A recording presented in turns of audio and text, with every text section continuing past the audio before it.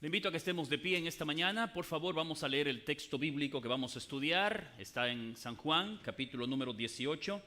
Vamos a leer los versículos número 10 y versículo 11, recordándole que Juan fue el escritor del libro de Apocalipsis, de las 3 epístolas, primera, segunda, tercera de Juan y del Evangelio de San Juan.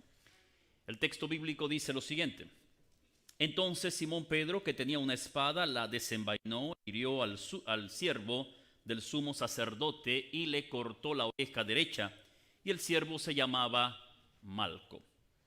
Jesús entonces dijo a Pedro: Mete tu espada en la vaina, la copa que el Padre me ha dado a beber, ¿no la he de tomar? Le invito a que oremos al Señor. Bendito Dios y Padre, gracias por esta oportunidad. Gracias, Padre, porque eres bueno, porque no nos dejarás, no importa la tormenta cuán fuerte sea, tú estarás con nosotros. En esta mañana hemos venido a tu templo para alabar, glorificar y exaltar tu nombre. Algunos hemos venido con cargas emocionales muy fuertes durante la semana. Batallamos con situaciones económicas, con situación de trabajo, pero hoy venimos al reposo del sábado. Y queremos rogarte, queremos pedirte que tú nos ayudes a reposar conforme a tu mandamiento. Hay otras personas aquí que todavía no han tomado la decisión por Cristo, que esta mañana ellos puedan decir: Señor, aquí estoy, me entrego completamente a ti. Ilumina nuestra mente para entender el mensaje que tienes para nosotros en esta mañana. Te lo pido, te lo suplico, en el nombre de Jesucristo. Amén y amén. Pueden tomar asiento, queridos hermanos.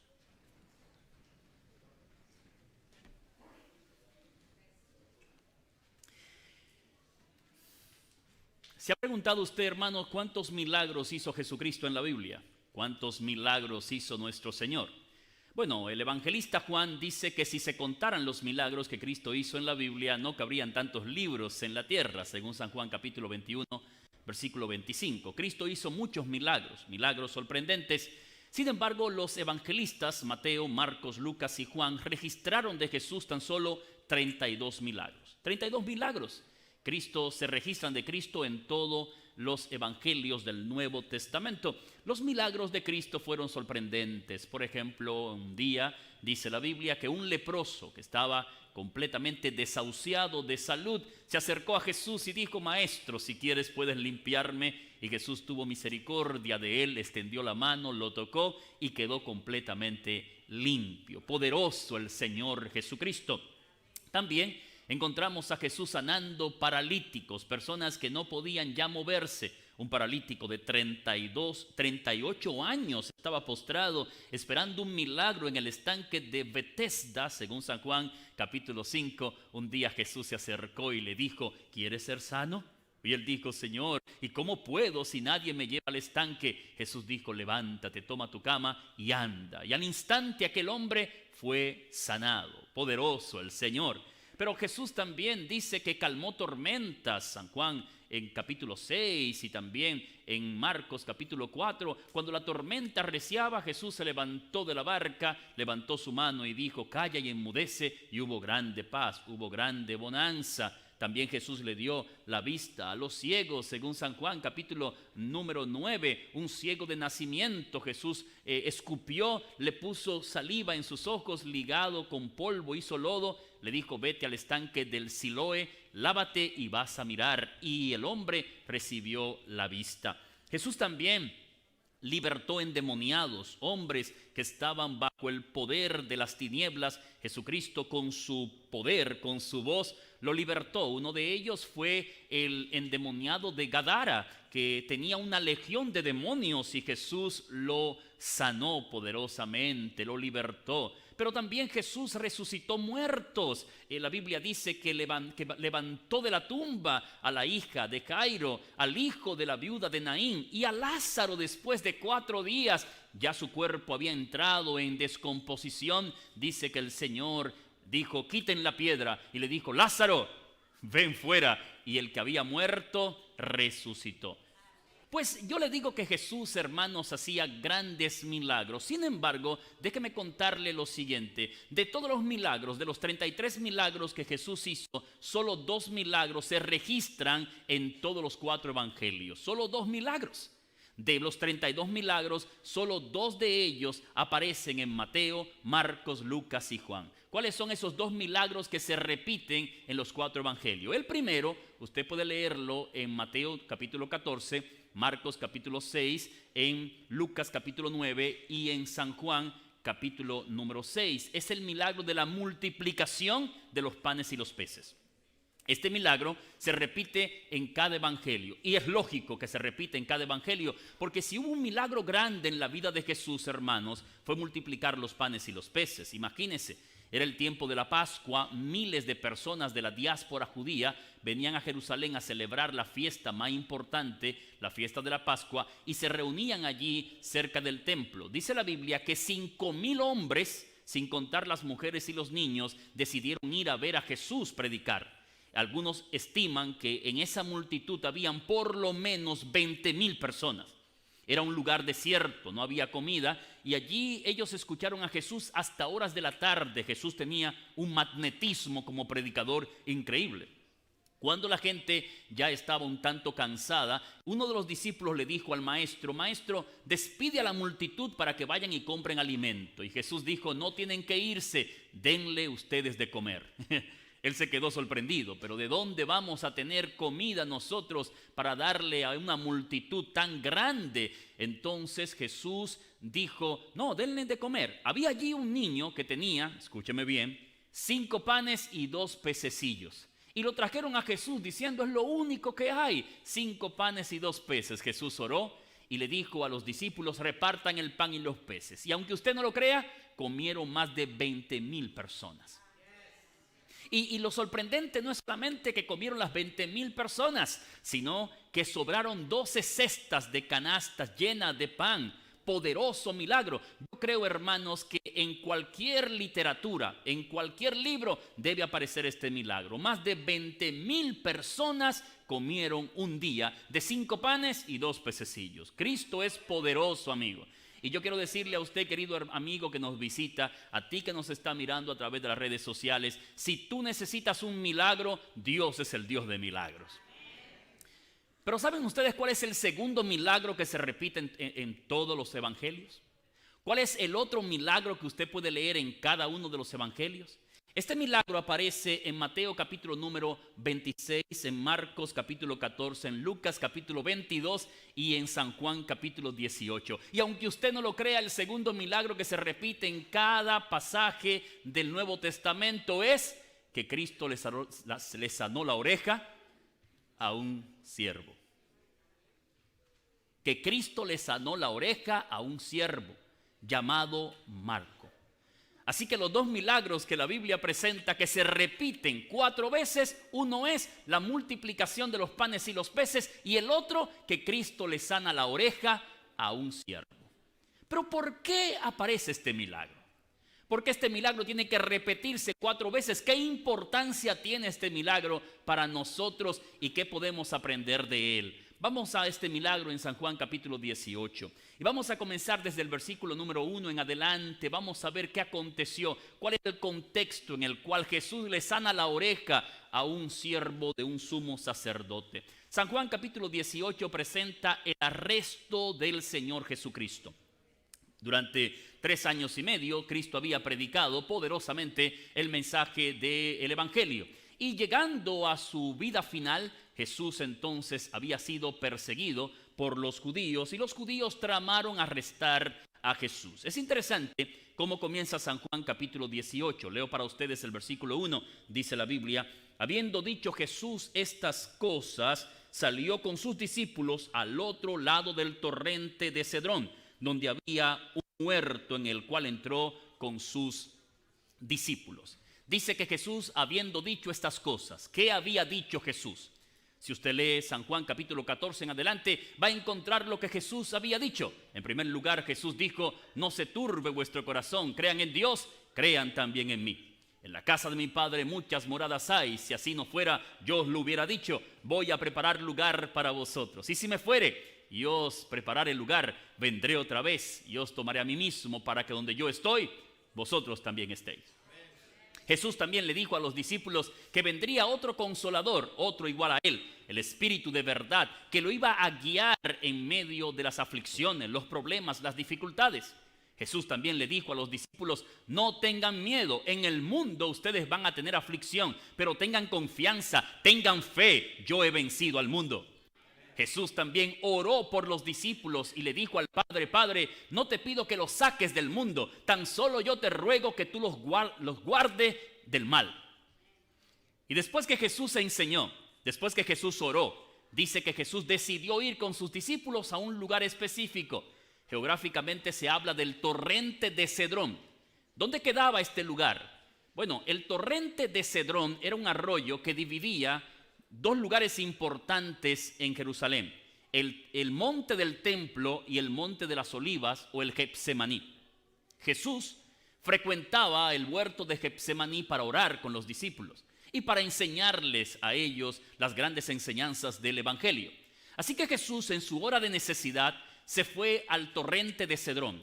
Y es interesante, usted lo puede marcar, si usted lee 2 Samuel capítulo 15 versículo 23, va a encontrar que el torrente de Cedrón fue el lugar donde David se dirigió cuando Absalón lo perseguía y se sublevó en su contra. Así como David necesitó un lugar, también Jesús necesitó un lugar en su hora de aflicción. Y estando entonces en el torrente de Cedrón, ¿qué aconteció? ¿Qué pasó? La Biblia relata lo que aconteció y es gráfico lo que aconteció ese día. Si usted lee conmigo desde el versículo número 3 en adelante, dice que Judas tomando una compañía de soldados y alguaciles de los principales sacerdotes y de los fariseos, se fue allí con linternas y antorchas y con armas. Judas, el discípulo traidor, aquel que permitió que el diablo tomara posesión de su mente, que el diablo tomara posesión de sus pensamientos, dice que tomó una compañía de soldados. Tomó también alguaciles del templo y se fue donde estaba Jesús con antorchas, con armas. ¿Cómo cuántas personas ustedes creen que fueron a arrestar a Jesús? ¿Cómo cuántos? Jesús era un solo predicador y andaba con 12 discípulos campesinos pescadores que no representaban ningún tipo de amenaza. Es más, en armamento los discípulos de Cristo tan solo tenían 2 espadas. ¿Cómo cuántas personas? Bueno, para ir a buscar preso a un predicador, imagínense que vengan a buscarme a mí preso o al pastor Carvajal, Dios no lo quiera, ¿cuántos policías se necesitan? Yo creo que con uno basta. ¿Sabe usted cuántos fueron? Dice que fue una compañía de soldados. La palabra compañía en griego es speira, significa 600 soldados. Algunos estiman que podían ser 1000 soldados, 800 a pie y 200 a caballo, para buscar un solo hombre, un solo predicador. Por lo menos fueron 600 soldados romanos, pero no solamente fueron soldados romanos. Dice que también fue la guardia oficial del templo, los alguaciles del templo. Los judíos tenían una policía especial. ¿Por qué? Porque los romanos no podían entrar al templo. Así que para guardar el templo, para cuidar el templo, ellos necesitaban una policía especial, la policía del templo. Así que ese día fueron a buscar a Jesús por lo menos 1000 soldados, incluyendo la policía del templo. ¿Se pueden imaginar esa multitud con antorchas, con armas, con palos en las manos para buscar al Hijo de Dios? ¿Pero qué aconteció esa noche? ¿Qué pasó? Bueno, la Biblia dice que Jesús sabía lo que le iba a acontecer. Y cuando ellos llegaron, entonces Jesús se adelantó e hizo una pregunta. Le dijo a todos ellos, ¿a quiénes ustedes están buscando? ¿A quiénes buscan? Y aquella multitud de más de 1000 hombres a coro dijeron, a Jesús el Nazareno. Y es el momento cuando Jesús dice, yo soy. ¿Qué acontece cuando Jesús dice, yo soy? La historia dice que cuando Jesús dijo, yo soy, todos ellos retrocedieron y cayeron a tierra. Increíble, hermanos. Un solo hombre se levanta en la oscuridad, Delante hay 1000 soldados que están ebrios de sangre, armados hasta los dientes. La guardia del templo, los soldados romanos preguntan, Jesús pregunta, ¿a quién están buscando? Ellos dicen a Jesús el Nazareno. Jesús ahí está, con una autoridad increíble, dice, yo soy. Y automáticamente dice, yo soy. Todos ellos retroceden y caen. 1000 hombres cayendo al mismo tiempo. ¿Pero por qué? ¿Por qué caen? Hermanos, porque Cristo pronuncia el nombre de Dios del Antiguo Testamento. Cristo dice, yo soy. Es el nombre adoptado por Jehová en Éxodo capítulo 3 versículo 14. Recuerden cuando Moisés le preguntó a Dios, si ellos me preguntan quién me envió, ¿qué les voy a decir? Y Dios le dijo, diles, yo soy el que soy, yo soy te ha enviado. Esa noche habló el mismo Jehová que libertó al pueblo de Egipto. Esa noche habló el mismo Jehová que dividió el mar rojo. Esa noche habló el mismo Jehová que hizo bajar pan del cielo. Esa noche habló el gran yo soy. Y cuando Dios habla, usted adora o retrocede. Y la multitud retrocedió y cayó al suelo. Y cuando la multitud cae al suelo, un discípulo de Cristo desea robarse el show, dicen en buen dominicano.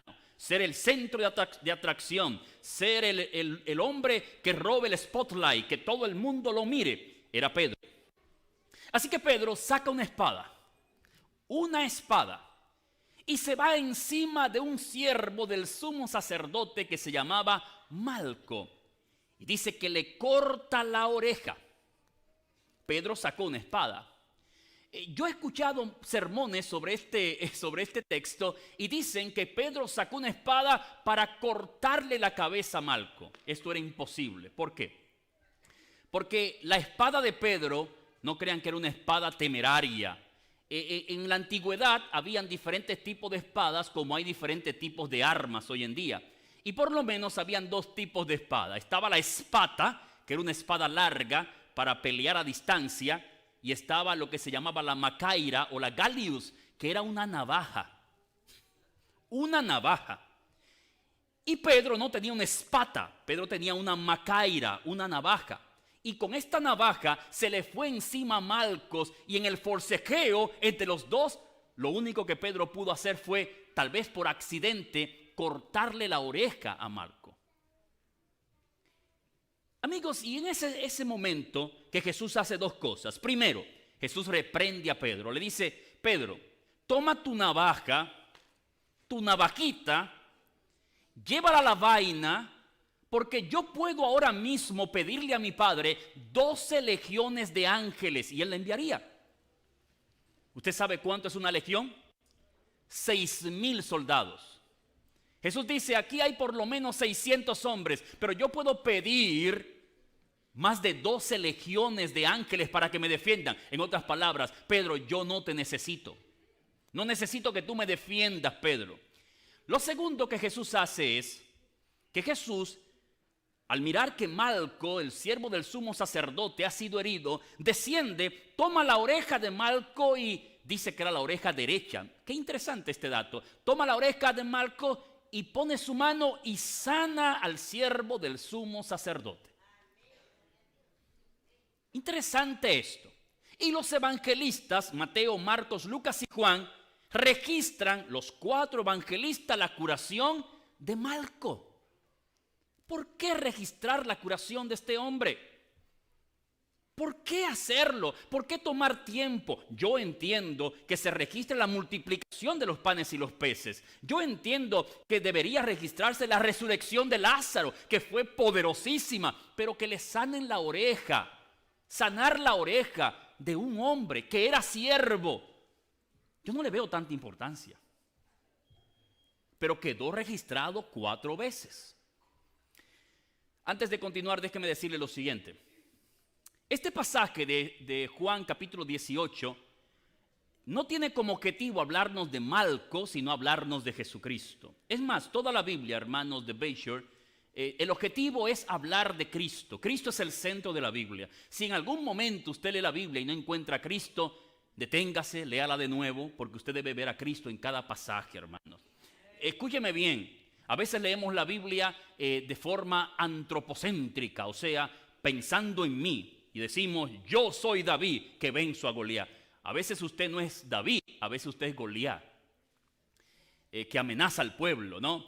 El David de la Biblia es Jesucristo que vence a nuestros gigantes. El Noé de la Biblia es Jesucristo que preparó el arca de la iglesia para que usted sea salvo. Jesús es el Elías que vence a los profetas de Baal. La Biblia es Jesucristo, hermanos. Y queridos, este texto me habla de Cristo, pero me presenta tres cosas de Cristo interesantes. Número uno, me presenta su omnisciencia. Noten que la Biblia dice que Cristo sabía que lo iban a buscar. O sea, Cristo no fue sorprendido, desprevenido. No era que Cristo estaba en el huerto diciendo, ¿y qué va a pasar mañana? ¿Y qué va a pasar esta noche? ¿Y será que me vienen a buscar? No, Cristo sabía lo que iba a acontecer. ¿Por qué? Porque Cristo es Dios y es omnisciente. Él lo sabe todo. Hermanos, Dios nunca es tomado por sorpresa. No hay nada que acontezca que a Dios lo tome por sorpresa. No hay ninguna situación en tu vida que a Dios lo tome por sorpresa. Dios lo sabe absolutamente todo. Pero hay otra cosa que aparece en este texto, y es el hecho del conocimiento de la misión que Cristo tenía. Cristo le dice a Pedro, Pedro, mira, no tienes que hacer nada, porque la copa que el Padre me ha dado, yo la voy a tomar. En otras palabras, Jesús sabía para qué había nacido y cuál era el propósito de su vida. Pero hay algo que me gustaría resaltar. Es el hecho de que la Biblia dice que Dios es autosuficiente. ¿Qué significa que Dios es autosuficiente? Significa que Dios no necesita absolutamente nada. Hermano, Dios no necesita que usted lo adore. No necesita que usted lo adore. Si usted no viene a la iglesia, Dios sigue siendo Dios. Si usted no canta, Dios sigue siendo Dios. Si usted no diezma, Dios sigue siendo Dios, porque Dios es autosuficiente. Es más, Dios no necesita que usted colabore con Él. Si usted no predica, Dios sigue siendo Dios. Si usted no reparte literatura, Dios sigue siendo Dios. Pero lo más importante, Dios tampoco necesita que usted lo defienda. Porque aunque usted no lo defienda, Dios sigue siendo Dios. A veces usted y yo actuamos como Pedro, ¿no? Pensando que con una navajita doctrinal vamos a defender a Dios.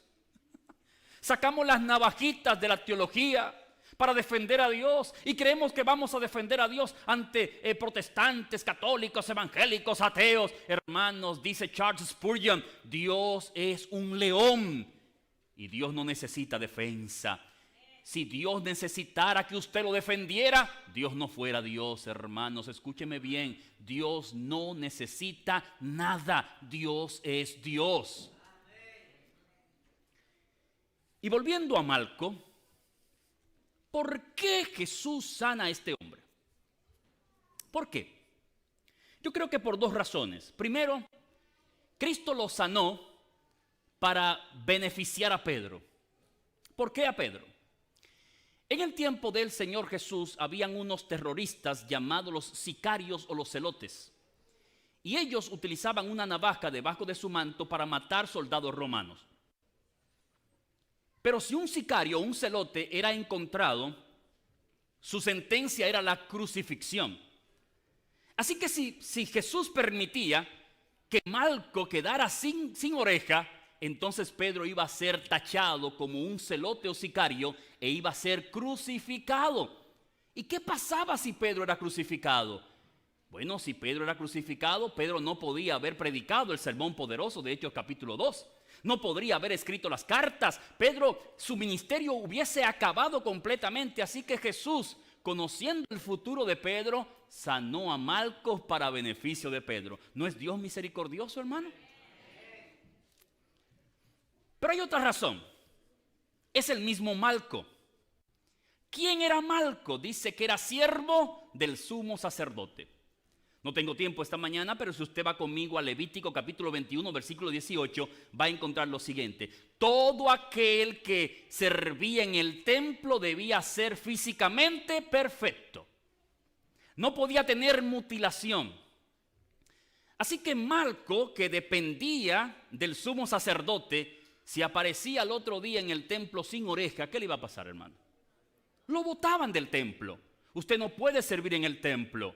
Usted no puede ser parte del ministerio levítico porque usted está mutilado. Así que Jesús misericordiosamente por Malco dice que Jesús tomó la oreja derecha de Malco y en medio de la multitud fue y le colocó la oreja y lo sanó, para que al otro día Malco llegara al templo sin ningún tipo de mutilación física y ese acto anterior ni se recordara.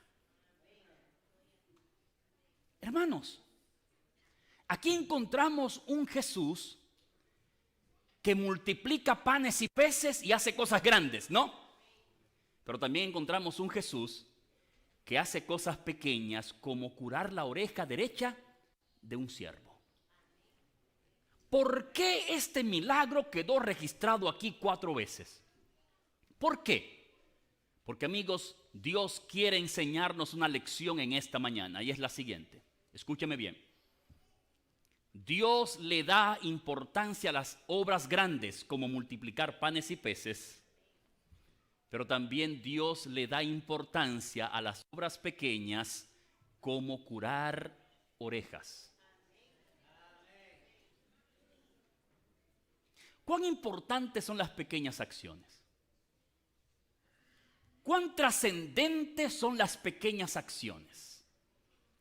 Saben ustedes que como cristianos nos gusta hacer cosas grandes, ¿no? Y como cristianos quisiésemos impactar a las naciones. Y como cristianos quisiéramos tal vez escribir un libro y que el mismo sea un bestseller y que sea leído por millones de personas. Y como cristianos nos gustaría predicar no en grupos pequeños, nos gustaría predicar en estadios como el pastor Alejandro Bullón y que nuestro nombre se escuche por todo el mundo, ¿no?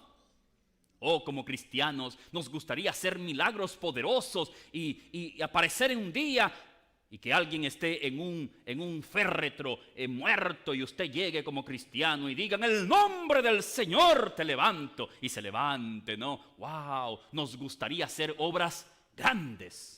Y si Dios le permite, joven amigo, hermano, si Dios le permite hacer obras grandes, hágala. Hágala.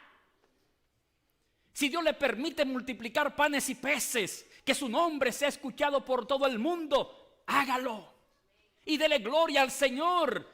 Pero la mayoría de nosotros nunca multiplicaremos panes y peces. La mayoría de nosotros nunca vamos a escribir un libro que se vaya a leer en todo el mundo, ni tampoco vamos a componer una canción que el mundo cristiano la entone. La mayoría de nosotros tan solo vamos a curar orejas. Orejas. Y Dios quiere que tú entiendas que Él le pone tanta atención a multiplicar panes y peces y también le pone atención a aquellos que humildemente sanan orejas. El valor de los pequeños actos. ¿Cuán trascendente puede ser un pequeño acto? Cuenta la historia, contó un famoso escritor en un libro que leí hace un tiempo, Buscando tu camino. Él cuenta de un suceso que aconteció en la Segunda Guerra Mundial. Dice que uno de los barcos norteamericanos, de la navía norteamericana llamado el Astoria, estaba peleando el 8 de agosto en la Segunda Guerra Mundial contra los japoneses para conquistar la isla de Savo. Mientras peleaban, el Astoria fue impactado poderosamente por las metralletas de los soldados enemigos y el capitán quiso mantener el buque a salvo, pero eran muchos barcos japoneses, así que el barco Astoria o el buque Astoria comenzó a ceder. Dentro del buque Astoria había un soldado de apellido Staple, el cual cuando el barco impactó, cuando la metralleta impactó, le hirió una pierna y cayó al mar. Pero gracias al Señor, él tenía un salvavidas y el salvavidas se activó cuando llegó al agua y allí pudo pasar por lo menos 4 horas en medio de la balacera y los cañones cruzados.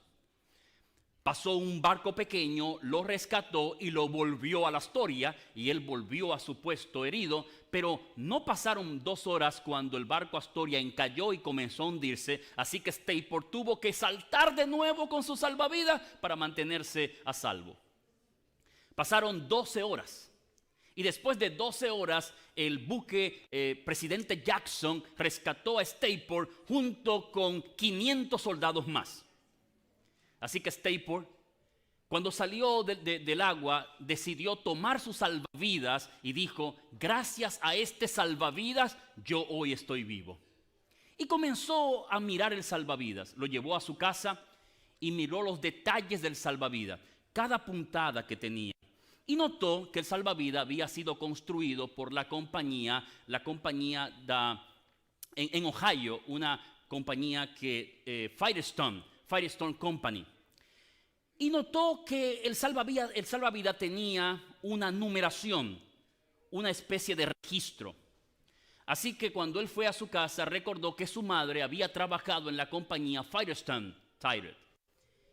Llegó donde su madre y le dijo: mamá, tengo que contarte una historia. Gracias a este salvavidas, yo hoy puedo saludarte de nuevo, puedo abrazarte, porque este salvavidas fue el instrumento utilizado para yo estar vivo. Pero hay algo que quiero preguntarte, mamá. Es que este salvavidas fue construido en Ohio, en la compañía Firestone. Y veo que tiene una numeración. ¿Qué significa estos números? La madre le dijo: cada salvavidas debía ser inspeccionado meticulosamente por alguien, y quien inspeccionaba el salvavidas debía colocar su número de registro. Así que el muchacho dijo: mamá, pues permíteme leerte el número de registro. Y comenzó a leer el número por número. Cuando terminó, la madre quedó en silencio, comenzó a llorar, porque ese salvavidas había sido inspeccionado por ella meticulosamente para que cualquier soldado que lo utilizara no le fallara y pudiera vivir. Hermano, una pequeña acción de una madre de mirar meticulosamente un salvavidas sirvió para salvar a su hijo. Las obras pequeñas, las pequeñas obras. Querido hermano, Dios hoy te llama no solamente a querer hacer cosas grandes para Él. Dios te llama a que hagas pequeñas cosas.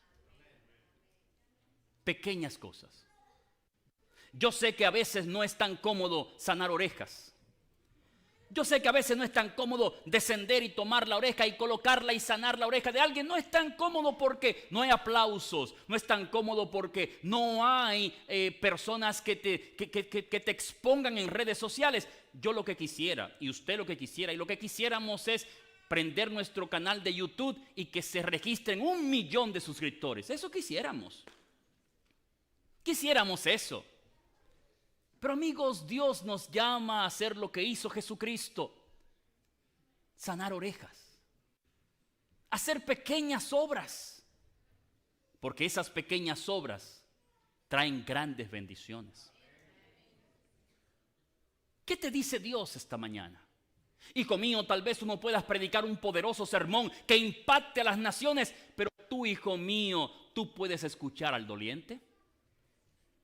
Tú puedes escuchar a alguien que está pasando por una gran necesidad.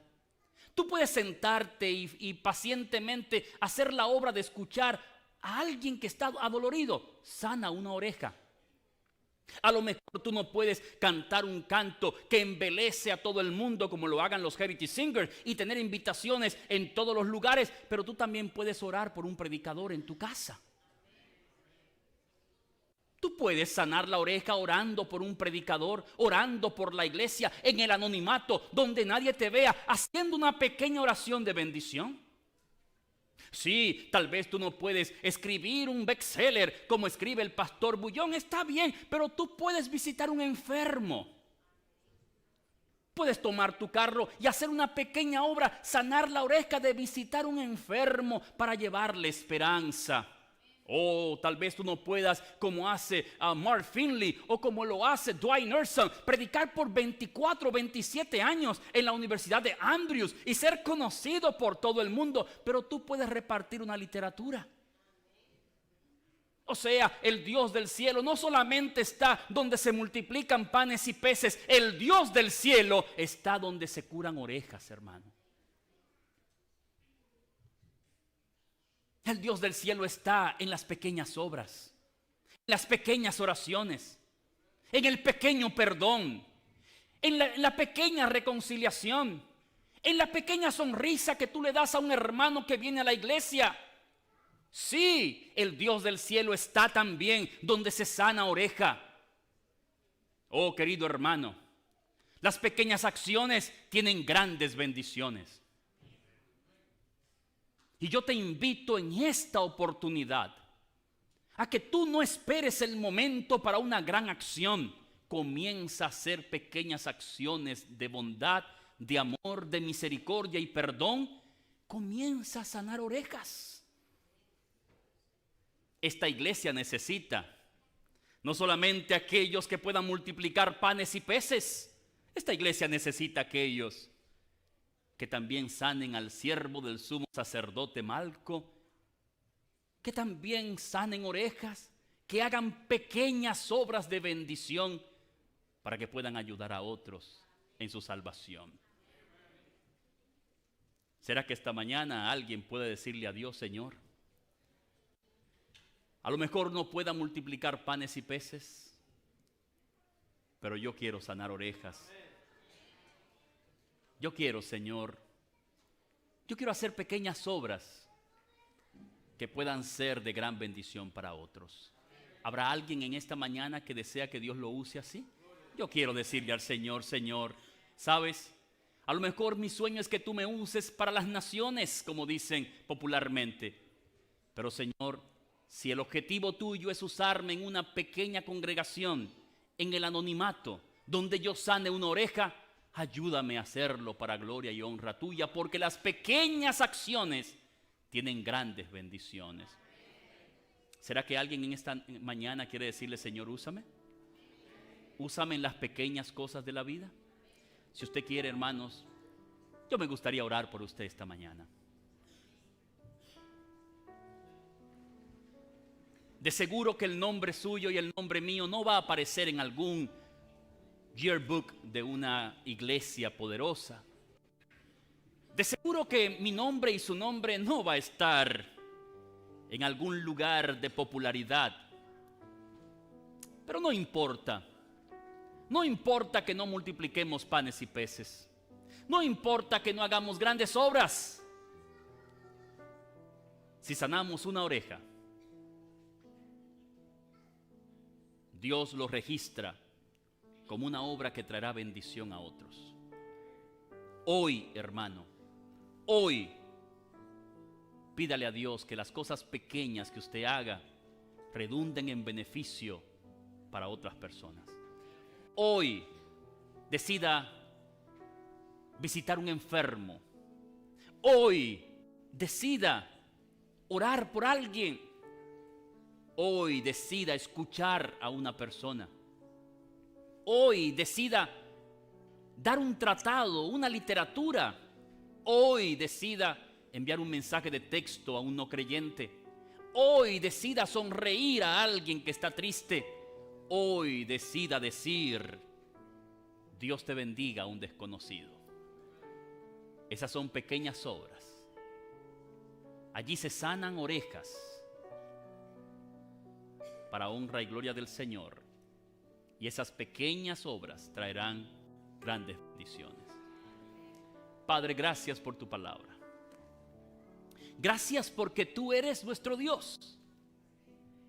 Y eres un Dios que no tan solo registra las grandes obras de los grandes predicadores y los grandes cristianos que han impactado el mundo, sino que también registras las pequeñas obras de cristianos del anonimato que sanan oreja como lo hizo Jesús a Malco. Padre, ayúdanos a entender que un alma tiene un valor especial. que aunque no podamos alimentar a 20,000, pero podemos bendecir a una persona. Y que esa persona hará la diferencia. Permítenos, Señor, hoy orar por alguien, sonreírle a una persona, decirle Dios te bendiga, entregar un pequeño tratado, enviar un mensaje de texto, algo pequeño que va a redundar en una gran bendición. Tal vez no podamos multiplicar panes y peces, pero sí podremos, Señor, sanar una oreja. Ayúdanos a hacerlo, dándote a ti la honra, dándote la gloria y proveyéndote a ti la alabanza. Y toda la iglesia puede decir amén y amén.